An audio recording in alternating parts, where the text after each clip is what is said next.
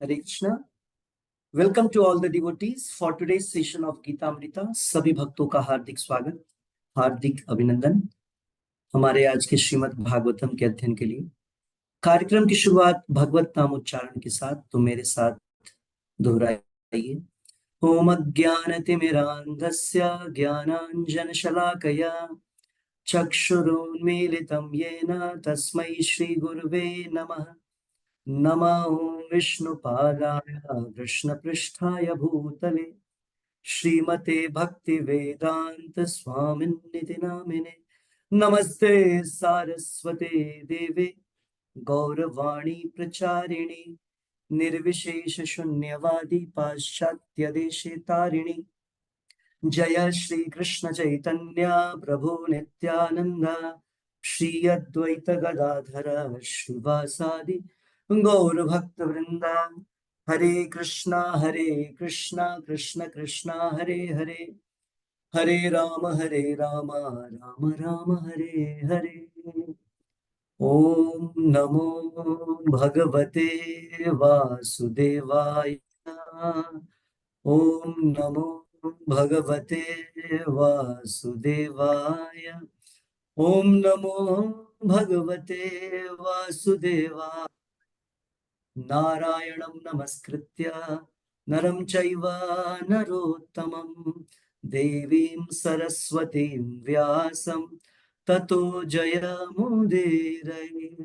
नष्टप्रायेषु अभद्रेषु नित्यं भागवत सेवया भगवती उत्तम श्लोके भक्तिर्भवति नैष्टिकी। Reading from Srimad Bhagavatam, स्कंद 1, अध्याय 7,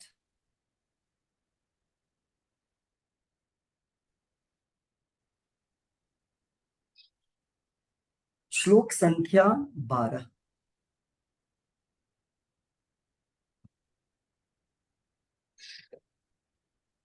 परीक्षितो अथ राजऋषेर् जन्म कर्म विलापनम् संस्थां च पांडुपुत्राणाम् वक्षये कृष्ण कथोदयम्। परीक्षितो अथ राजऋषेर् जन्म कर्म विलापनम् संस्थां च पांडुपुत्राणाम् वक्षये कृष्ण कथोदयम्।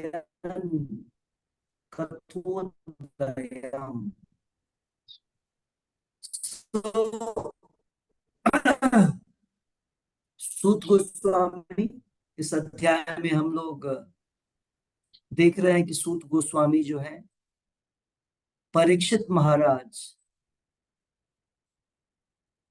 शौनक ऋषि के द्वारा पूछे गए प्रश्न का उत्तर दे रहे हैं, और उसी क्रम में इस श्लोक को सूत गोस्वामी ने शौनक आदि ऋषि को। तो अनुवाद और तात्पर्य शिला प्रभुपाद जी द्वारा। शिला प्रभुपाद की जय। यस, सो सुषमा कौल माता जी, आप रीडिंग कर सकते हैं।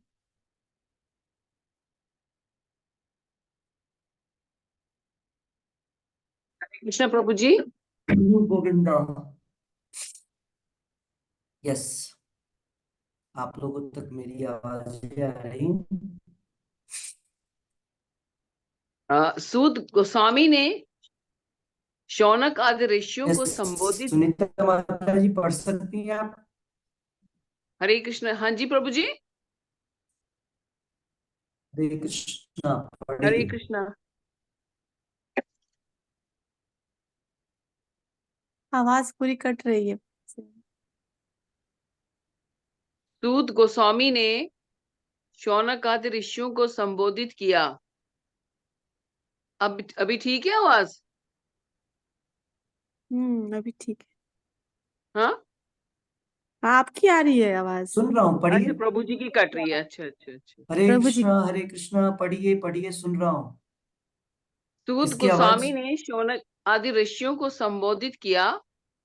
अब मैं भगवान श्री कृष्ण की सुनाई दे रहा है दिव्य मुझे? कथा यस, हाँ सुनाई दे रहा है, दे अब मैं भगवान श्री कृष्ण की मेरी दिव्य कट रही है। कथा तथा राजऋषि परीक्षित महाराज के जन्म, कार्यकलाप तथा मोक्ष विषयक वार्ताएं एवं पांडु पुत्रों द्वारा गृहस्थ आश्रम के त्याग की कथाएं कहने जा रहा हूं। तात्पर्य श्रील प्रभुपाद द्वारा, श्रील प्रभुपाद की जय। भगवान कृष्ण पतित आत्माओं पर इतने दयालु है कि वे विभिन्न जीवों के मध्य स्वयं अवतरित होते हैं और उनके दैनिक कार्यकलापों में भाग लेते हैं। यस, कोई भी ऐतिहासिक तथ्य, चाहे पुराना हो या नया, यदि उसका संबंध कृष्ण की लीलाओं से है तो उसे भगवान की दिव्य कथा समझना चाहिए। कृष्ण के बिना पुराण तथा महाभारत जैसे पूरक ग्रंथ निरी कहानियों या ऐतिहासिक तथ्य हैं, लेकिन कृष्ण के होने से वे दिव्य बन जाते हैं और उनका श्रवण करते ही हम भगवान से दिव्य रूप से जुड़ जाते हैं। श्रीमद् भागवत भी एक पुराण है, लेकिन इस पुराण का विशेष महत्व ये है कि इसमें कृष्ण की लीलाएं केवल पूरक ऐतिहासिक तथ्य नहीं है, वरना ये ही केंद्र बिंदु है।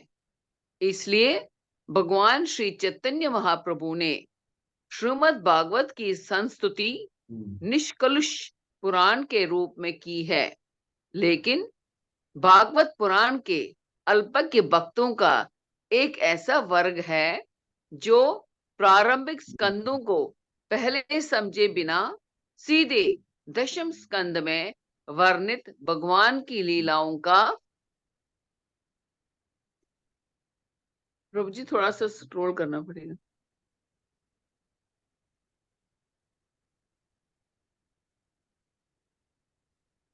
भगवान की लीलाओं का कर दिया है वो, स्लोली होगा। अच्छा,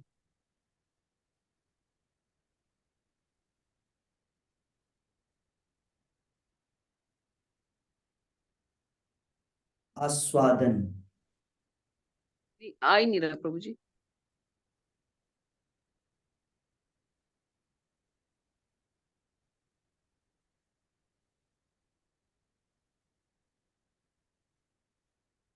आई नहीं है। नहीं आ रहा प्रभु जी।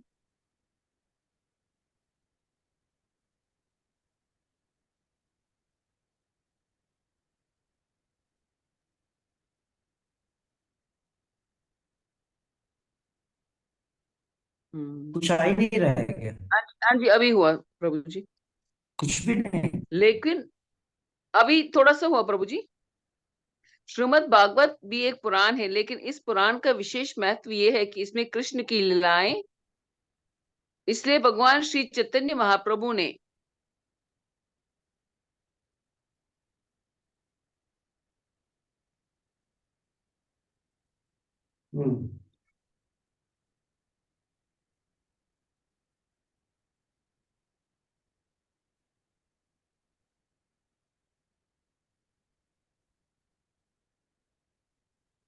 थोड़ा सा स्लो होगा, चोली भगवान श्री स्क्रॉल करेगा। चैतन्य महाप्रभु ने श्रीमद् भागवत की संस्तुति निष्कलुष पुराण के रूप में की है, लेकिन भागवत पुराण के अल्पज्ञ भक्तों का एक ऐसा वर्ग है जो प्रारंभिक स्कंदों को पहले समझे बिना सीधे दशम स्कंद में वर्णित भगवान की लीलाओं का आस्वाद लेना चाहते हैं। उनकी ये भ्रांत धारणा होती है कि अन्य स्कंद भगवान से संबंध नहीं रखते, अतएव वे मूर्खतावश दशम स्कंद को ही पढ़ने लगते हैं। इन पाठकों को यहाँ पर विशेष रूप से बताया जा रहा है कि भागवत के अन्य स्कंद भी दशम की भांति महत्वपूर्ण है। पाठकों को चाहिए कि अन्य 9 स्कंदों का तात्पर्य समझे बिना वे दशम स्कंद की विषय वस्तु में प्रवेश करने का प्रयत्न न करें। कृष्ण तथा पांडवों जैसे उनके शुद्ध भक्त एक समान धरातल पर हैं। कृष्ण समस्त रसों में स्थित अपने भक्तों से रहित नहीं होते और पांडव जैसे शुद्ध भक्त भी कृष्ण से रहित नहीं हैं। भक्त तथा भगवान परस्पर जुड़े हुए हैं और उन्हें विलग नहीं किए जा सकते। अतएव उनसे संबंधित सभी बातें कृष्ण कथा ही है। हरे कृष्ण प्रभु जी। सो मैंने अपना वीडियो ऑफ कर रखा है, मे बी आवाज आप लोगों को अच्छी सुनाई दे रही होगी।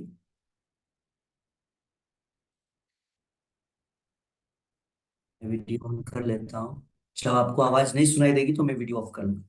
सो इस श्लोक में सूत गोस्वामी, अब तक हमने क्या पढ़ा, क्या चल रहा था, क्या कहानी हो रही थी यहाँ पर शौनक आदि ऋषि ने सूत गोस्वामी से पूछा था कि जब नारद मुनि ने व्यास देव जी को ज्ञान दे दिया और वे चले गए, फिर व्यास देव जी ने क्या किया? तो व्यास देव जी ने भागवतम ग्रंथ की रचना की। भागवतम ग्रंथ की रचना की, कहाँ रचना की उस विषय में भी बताया गया। बद्रिकाश्रम में, अपने आश्रम में बैठ करके, जिसका जगह का नाम है सम्यप्रास। और सबसे पहले उस महाकाव्य को लिखने के बाद उन्होंने उसकी शिक्षा अपने पुत्र को दी, जिनका नाम है सुखदेव गोस्वामी। ओके। और फिर सुखदेव गोस्वामी के विषय में बतलाया गया कि सुखदेव गोस्वामी जन्म से ही वे बहुत ही पावरफुल और आत्म वे ब्रह्मवादी थे। ओके। उन्होंने श्रीमद् भागवतम को पढ़ने का कष्ट उठाया। तो क्यों कष्ट उठाया, ये प्रश्न पूछा गया। उसके उत्तर में सूत गोस्वामी उनको ये सारी बातें बतला रहे हैं कि श्रीमद् भागवतम ग्रंथ ऐसा ग्रंथ है कि जिसको सुनने के लिए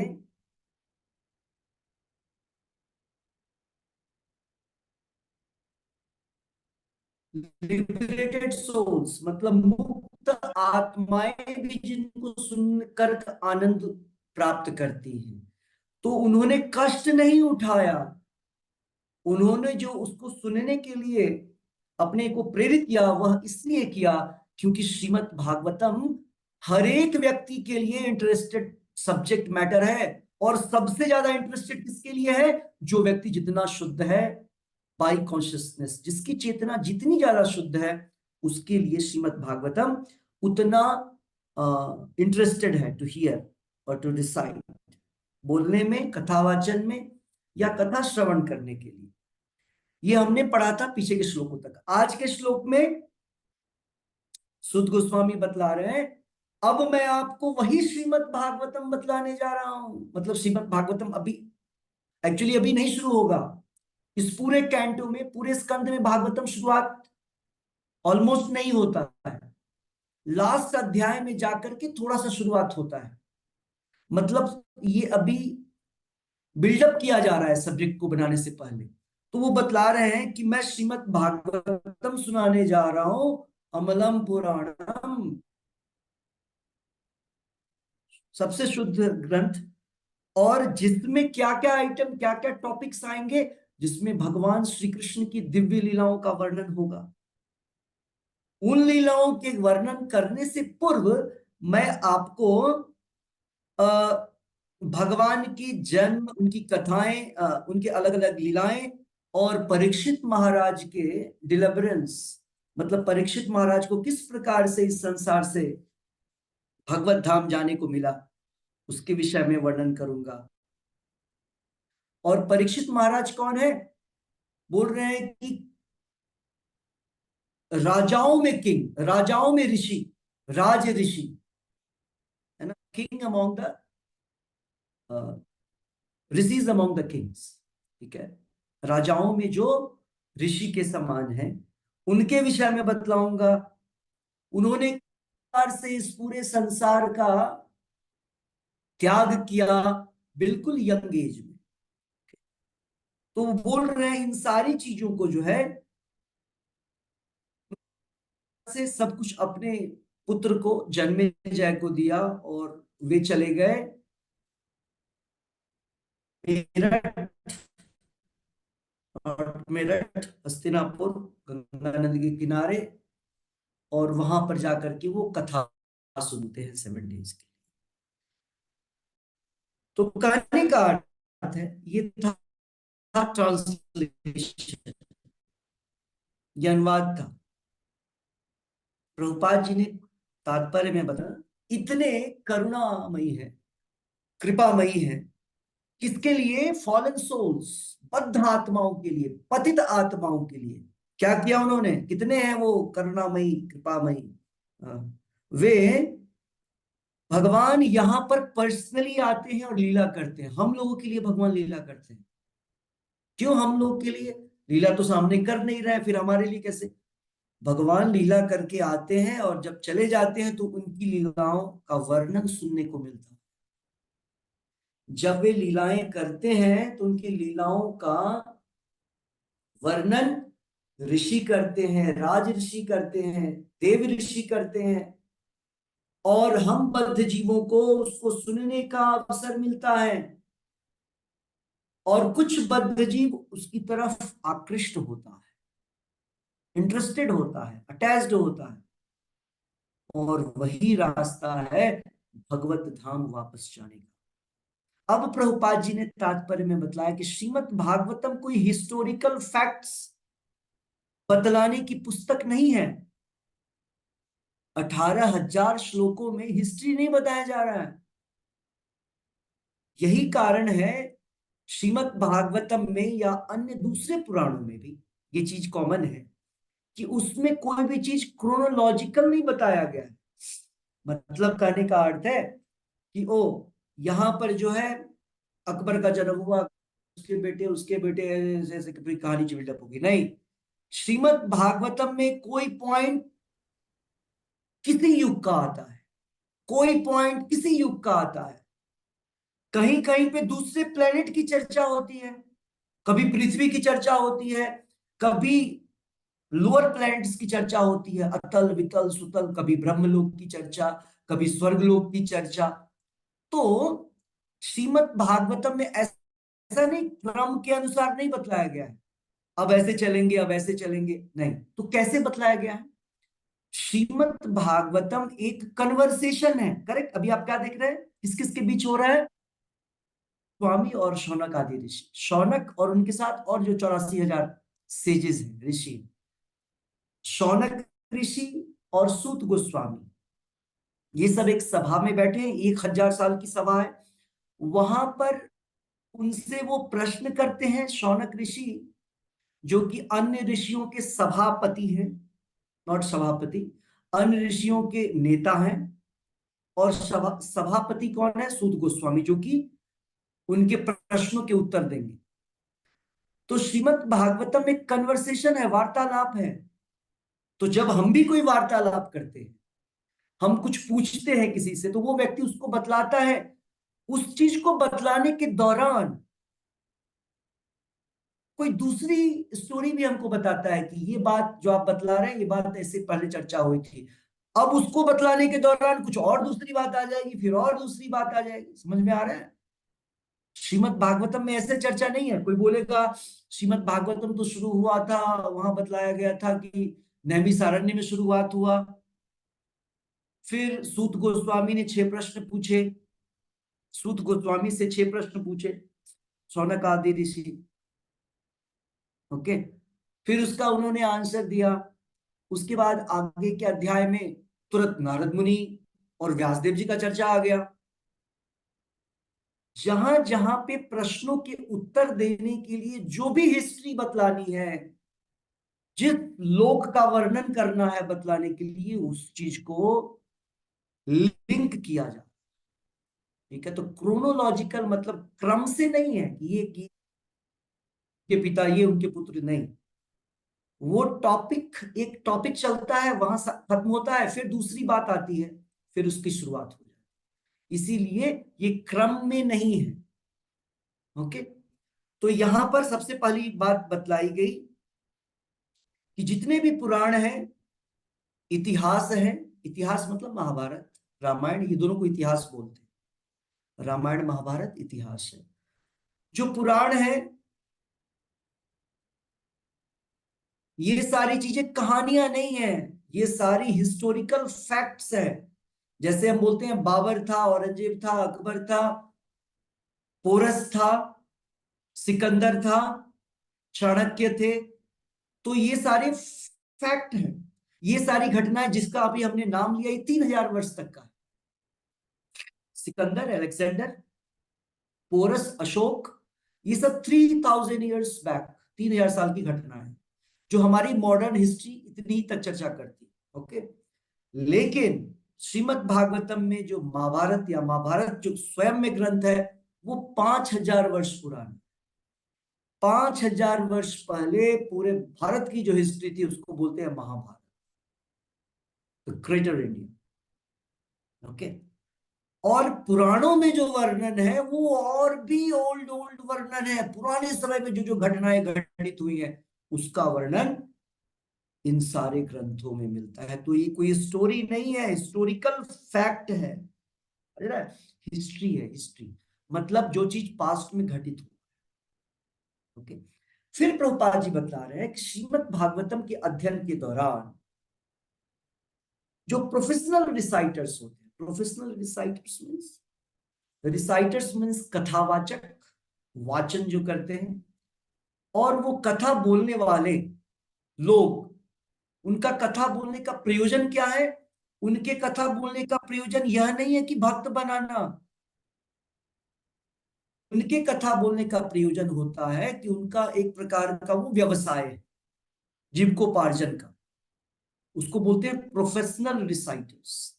प्रभुपाद जी बोलते हैं अगर हम श्रीमद् भागवतम का श्रवण प्रोफेशनल रिसाइटर से सुनेंगे तो हमको ज्यादा फायदा नहीं होगा। ज्यादा फायदा नहीं, फायदा ही नहीं होगा।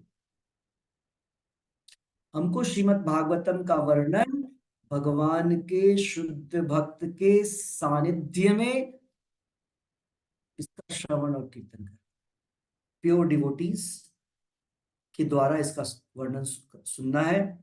और उन शुद्ध भक्तों के शिष्य जो उसका पालन कर रहे हैं, पालन करने की कोशिश कर रहे हैं, साधक हैं, उनसे सुनने का प्रयास करें। तो वो जो प्रोफेशनल रिसाइटर्स होते हैं, जो आप लोग देखते हैं ना, कथा बोलने वाले लोग आते रहते हैं, 7 डेज भागवत कथा सप्ताह, ये सप्ताह नाम का कोई चीज नहीं है। भागवत की कथा 7 दिन सुननी है ऐसा वर्णन कहीं नहीं है। तो कहां से आ गया 7 दिन 7 दिन? वो 7 दिन उन लोगों ने कॉपी किया। क्या कॉपी किया? परीक्षित महाराज के पास केवल 7 दिन, इसलिए उन्होंने 7 दिन सुना। परीक्षित भागवतम में दूसरे अध्याय में स्वयं भगवान बतला रहे, सूत गोस्वामी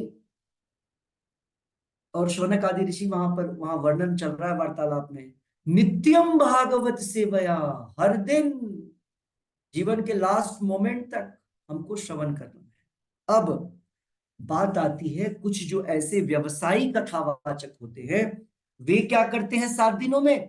थोड़ा मोरा यहां वहां किया और तुरंत वर्णन करते हैं 10वें स्कंद का, भगवान कृष्ण की लीलाओं का वर्णन करते हैं। तो बोला गया है 10वें स्कंद तक ऐसे आपको हमको समझ में ही नहीं आएगा कृष्णा कौन है। हर व्यक्ति मिस्टेकनली समझता है, मिस्टेक के द्वारा, कि भगवान कृष्ण भी जो है वो भी तो रास लीला करते थे, डांस करते थे। क्यों? क्योंकि उस व्यक्ति ने 9 स्कंद पढ़ा ही नहीं, जाना ही नहीं कि कृष्णा है कौन। Krishna is not like us, वो भगवान है, स्वयं भगवान कृष्ण। कृष्णस्तु भगवान स्वयं। जब हम पहले स्कंद को पढ़ते हैं, दूसरे स्कंद को पढ़ते हैं, तीसरे स्कंद को पढ़ते हैं, तब पता चलता है अरे ये जो छोटा सा 18 ईयर्स 19 ईयर्स 17 ईयर्स का जो लड़का दिख रहा है सुंदर सा, ये लड़का तो सोर्स है। किसका स्रोत है? सारे विष्णु अवतारों का सोर्स है। सारे ब्रह्मांड इनके अंश के अंश के अंश से निकलता है, वो है कृष्णा।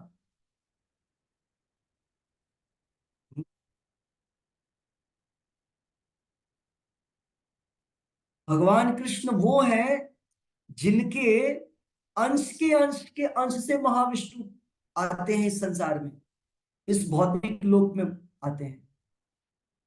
और उनके शरीर से ब्रह्मांड निकलता है, अनलिमिटेड अनकाउंटेबल ब्रह्मांड। किसके? महाविष्णु के। वो महाविष्णु भगवान कृष्ण के अंश के अंश के अंश के अंश। तो ये सारी चीजें कैसे पता चलेगा? जब तक हम 9 स्कंद पढ़ेंगे नहीं, तब तक 10वें स्कंद में जाएंगे तो कैसे चीजों का पता चलेगा? तो इसीलिए यहां पर बोला गया है कि हमको उन लोगों से नहीं सुनना चाहिए। यह श्रीमद् भागवतम चैतन्य महाप्रभु ने जिसको रिकमेंड किया है। चैतन्य महाप्रभु बोलते हैं केवल भगवत गीता और श्रीमद् भागवतम, कलयुग में बस 2, सब काम हो जाएगा। प्रभुपाद जी ने बोला 5, कि प्रभुपाद जी ने उन चीजों को समझाया इन 5 में, भगवत गीता, भागवतम, कृष्णा बुक। अब कृष्णा बुक उसी का एक पार्ट है, teachings of Lord Chaitanya, nectar of devotion. चलिए इसकी चर्चा बाद में करेंगे। मतलब श्रीमद् भागवतम, भगवत गीता पहले फर्स्ट, और श्रीमद् भागवत चैतन्य चैतन्य। तो ये जो 2 बुक है ना, तो श्रीमद् भागवतम के विषय में चैतन्य महाप्रभु ने लिखा है, पुराणम पुराणम अमलम यद वैष्णवानाम प्रियम। श्रीमद् भागवतम सारे वैष्णवों को अति प्रिय है। और अमलम पुराणम, श्रीमद् भागवतम में थोड़ा सा भी कहीं भी कोई मिस्टेक नहीं है, कहीं भी काम क्रोध लोभ मोह का टच नहीं है, कहीं भी धर्म अर्थ काम मोक्ष का कोई टच नहीं। धर्म अर्थ धर्म भी नहीं है, भौतिक धर्म, पारमार्थिक धर्म के विषय में वर्णन किया तो किया गया। शरीर के धर्म के विषय में नहीं चर्चा की। शरीर के धर्म को बोलते हैं धर्मशास्त्र, जो कि मनु संहिता,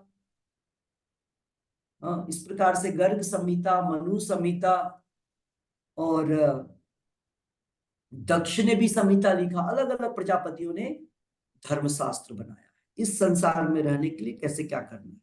लेकिन श्रीमद् भागवतम में आत्मा के विषय में, आत्मा के कर्तव्यों के विषय में वर्णन किया गया, अमलम पुराणम।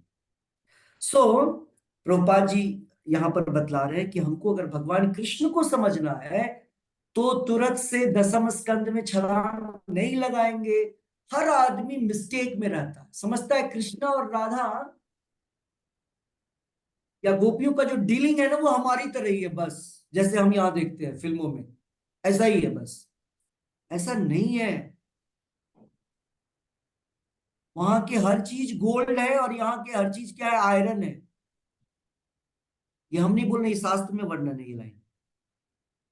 हमारे जो अफेयर्स होते हैं वो आयरन के समान है, उसमें क्रोजन, उसमें जंग लग जाता है ना। ऊपर से गोल्ड दिखता है, बाद में फिर से वैसे काला पड़ जाता है। भगवान कृष्ण की सारी लीलाएं जो है बिल्कुल विशुद्ध है, शुद्ध है। इतनी शुद्ध है कि वहां तक ब्रह्मा भी नहीं पहुंच पाते समझने के लिए। okay? केवल pure devotees, very very pure. तो यहां पर रूपा जी बतला रहे हैं कि श्रीमद् भागवतम के 10वें स्कंद को पढ़ने से पहले हमको पहले स्कंद में समझना है कि यह ब्रह्मांड कैसे आया, इसकी उत्पत्ति कैसे हुई, क्यों इस ब्रह्मांड की उत्पत्ति की जा रही है, क्या लोग हैं, कितने लोग हैं, हम कहां से आए हैं, क्यों फंस गए इधर, कैसे निकलेंगे बाहर। परीक्षित महाराज तो मरने वाले थे, 7 दिन का समय था, करेक्ट? 7 दिन में मरना है। हमको आपको पता है कब मरना है? 7 सेकंड का भी पता नहीं है। और सीरियसनेस बिल्कुल नहीं, हम सोचते हैं अरे अभी तो हमको हजारों साल जिंदा रहना है ना। अभी क्या है, अभी सो जाओ, अभी चलो घूमने चलते हैं, कहीं पार्टी में चलते हैं, पार्टी में हार्ट अटैक हो जाएगा, रास्ते में एक्सीडेंट हो गया। हमको नहीं पता 1 सेकंड के बारे में, परीक्षित महाराज को पता था 7 दिन। और 7 दिन का पता था, हर चीजों को उन्होंने साइड कर दिया। अपने राज्य, राज्य कितना बड़ा राज्य था उनका, पूरा का पूरा थे वो, उनके अंडर में बाकी सारे राजा थे, इसलिए उनको चक्रवर्ती बोलते हैं, चक्रवर्ती सम्राट थे वो। युधिष्ठिर महाराज थे और फिर उन्होंने उनको गद्दी दिया था, फिर वो थे। सारे जितने भी देश हैं भारतवर्ष के, और भारतवर्ष का अर्थ पृथ्वी था उस समय, जितने अलग अलग कंटिनेंट्स हैं, महादेश हैं, ये सारे लोग परीक्षित महाराज के अंडर में थे। पहले एक ही फ्लैग था, एक फ्लैग। जैसे अभी यूनेस्को में आप यूएसए वहां जाएंगे तो बहुत सारे झंडे लगे, अलग सारे देशों के झंडे लगे रहते हैं इस, हाँ, जहां शांति बने देश के लिए तो सारे झंडे। लेकिन परीक्षित महाराज के समय पे केवल एक झंडा था। ओके, तो वो परीक्षित महाराज 7 दिन की समय को देख करके सारा कार्यभार अपने लड़के को दे देते हैं, जन्मेजय, और खुद गंगा नदी के तट पे चले जाते हैं। और वहां पर ऋषियों से क्या पूछते हैं, शरीर कैसे त्यागना चाहिए, how to die, how to live, नहीं हाउ टू डाई। क्योंकि ये शरीर कोई शुद्ध चीज नहीं है, अशुद्ध है।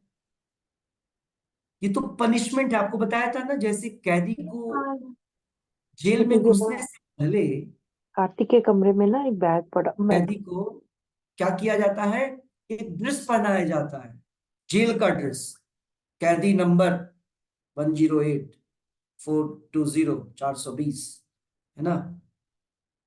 उसी प्रकार से जब हम इस जेल में आते हैं, माया देवी के जेल में, माया देवी ने इसको रचा है, इसको बनाया है पंचतत्वों के द्वारा।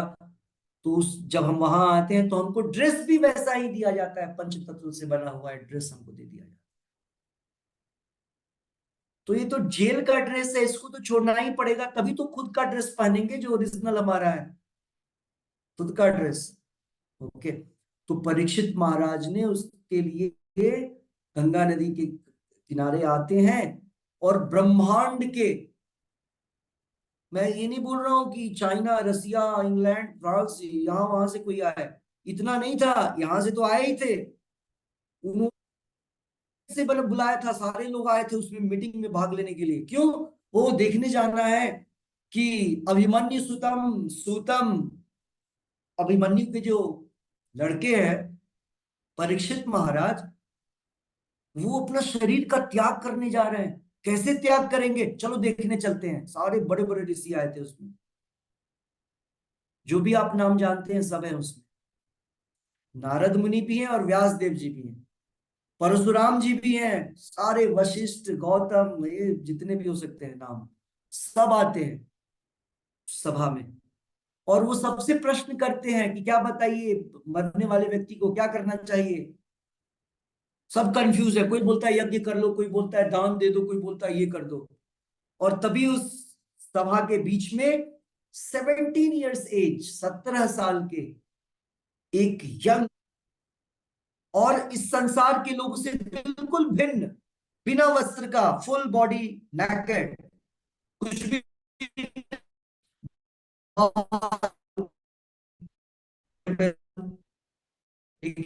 और वॉक करता हुआ करते हैं डायरेक्टली।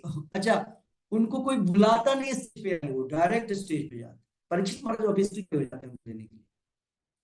और जैसे ही वो क्रॉस सभा के बीच में आते हैं, बोलते हैं, सारे लोग स्टैंडिंग ओवेशन देते, सारे लोग खड़े हो जाते हैं। जो एज के हैं वो स्माइल करते हैं, एज मत अगेन एज अलग बात है, वरिष्ठता की बात है। उनको पता है ये महा सारे लोग खड़े हो जाते हैं। उनकी बॉडी को देख करके समझ में आ जाती है विशिष्ट आदमी है।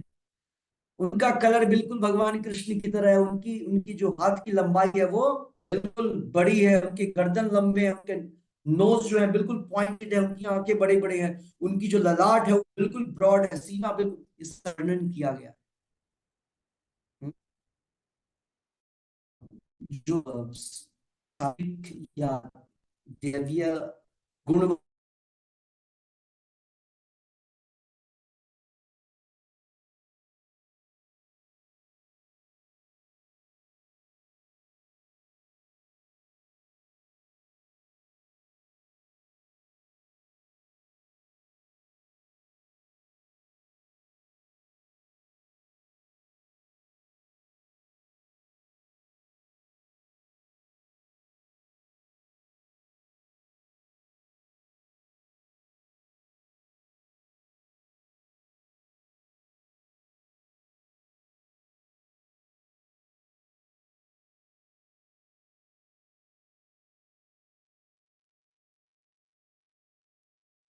हरे कृष्ण।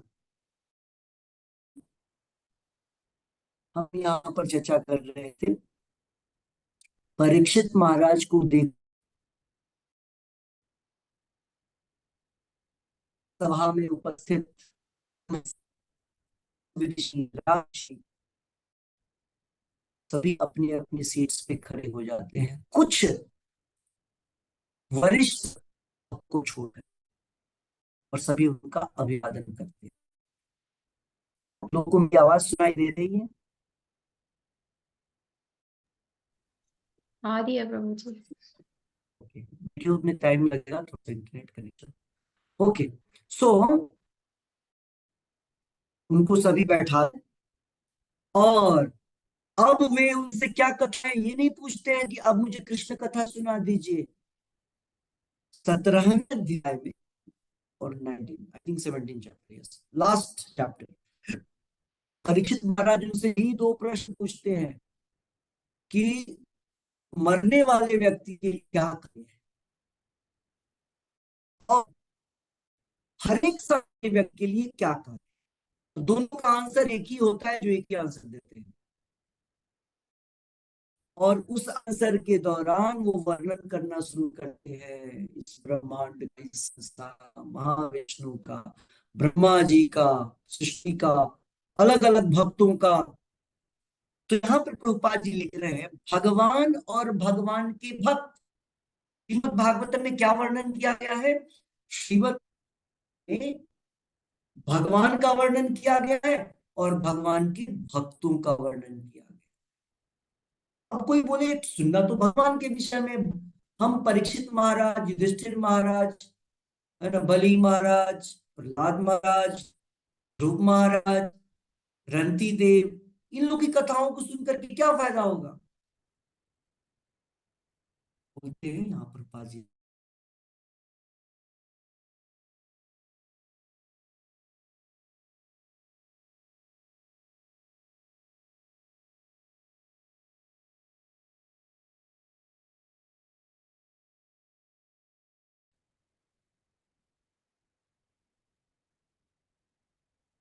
हरे कृष्ण।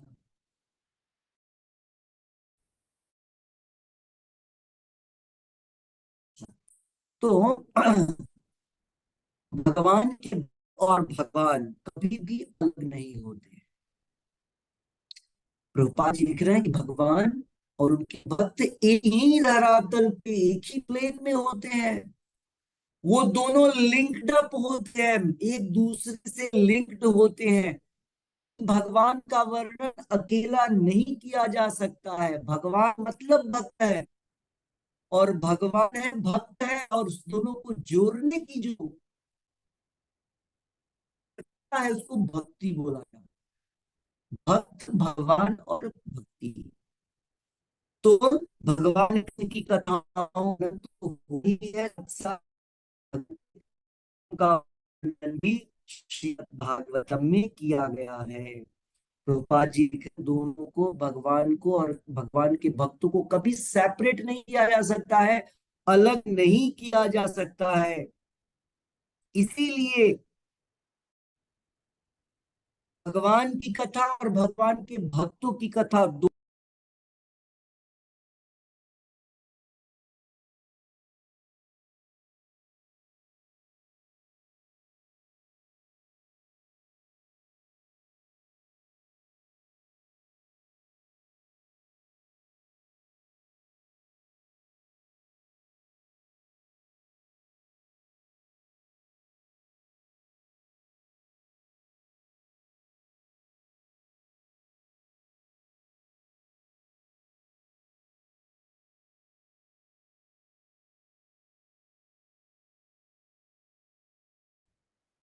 कृष्णा, तो बस बोल करके भगवान की कथा और भगवान के भक्तों की कथा, ये दोनों कथाएं जो है वो केवल और केवल भगवान के विषय में है। दोनों का महत्व बिल्कुल समान है, इसीलिए दोनों में अंतर नहीं है। ओके, तो इसी के साथ मैं आज का क्लास, इंटरनेट पे वीक है, कल का क्लास जो है वो शायद नहीं हो पाएगा क्योंकि मैं उसमें एयरपोर्ट पे रहूंगा, सो रेगुलर क्लास होगा। तो आज का जपा जो है मैं लॉग आउट करूंगा, हर्षिता हमारे जपा करवाएंगे। आज का जो जपा है वो माला माता जी जपा करवाएंगे। ओके, श्री श्री राधा कृष्ण चंद्र की, श्री श्री कृष्ण बलराम की जय, जय श्री श्री निताई गौरंग की जय, जय जय अनंत कोटि वैष्णव वृंद की जय, जय श्री श्री श्रीनिवास गोविंद की जय, जय प्रहलाद गो जय जय वासुदेव भगवान की जय, जय जय ग्रंथराज श्रीमद् भागवत की जय, जय देवी तुलसी महारानी की जय, हरे कृष्ण महामंत्र की जय, जय हरि नाम संकीर्तन यज्ञ की जय, जय जय गौर प्रेम चंदे हरि हरि हरि बोल। हरि श्री कृष्ण हरि प्रभु जी। हरि हरि। जय श्री कृष्ण प्रभु जी। हरे कृष्णा प्रभु जी। हरे कृष्ण। सो जपा माला मत कीजिए, और ये लोग हरे कृष्णा अपनी प्रभु अपनी जी, माला- मैं बाहर में हूँ। हरे, ओके, यस, सो हर्ष, यस, देन कौन करेगा? हर्षिता माता जी आप जपा करवा दीजिए। ओके,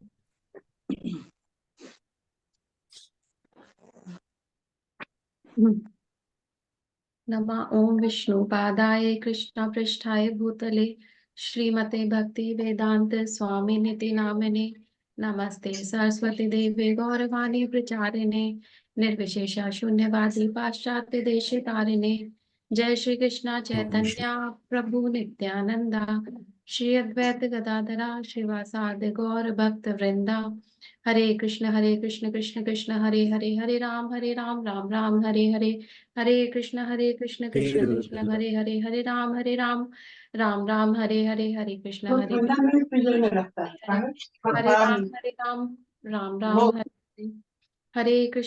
कृष्ण कृष्ण कृष्ण हरे हरे राम राम हरे हरे हरे कृष्ण कृष्ण कृष्ण हरे राम राम हरे हरे कृष्ण कृष्ण हरे राम राम हरे हरे कृष्ण कृष्ण हरे राम राम हरे कृष्ण कृष्ण हरे राम राम हरे कृष्ण कृष्ण हरे राम राम हरे कृष्ण कृष्ण हरे राम राम हरे कृष्ण कृष्ण हरे राम राम हरे कृष्ण कृष्ण हरे राम राम हरे कृष्ण कृष्ण हरे राम राम हरे कृष्ण कृष्ण हरे राम राम हरे कृष्ण कृष्ण कृष्ण हरे राम राम राम हरे हरे कृष्णा कृष्णा कृष्णा हरे हरे, हरे राम राम राम हरे हरे, हरे कृष्णा कृष्णा कृष्णा हरे हरे, हरे राम राम हरे हरे, हरे कृष्णा कृष्णा कृष्णा हरे हरे, हरे राम राम राम हरे हरे, हरे कृष्णा कृष्णा कृष्णा हरे हरे, हरे राम राम राम हरे हरे, हरे कृष्णा कृष्णा कृष्णा राम हरे हरे हरे।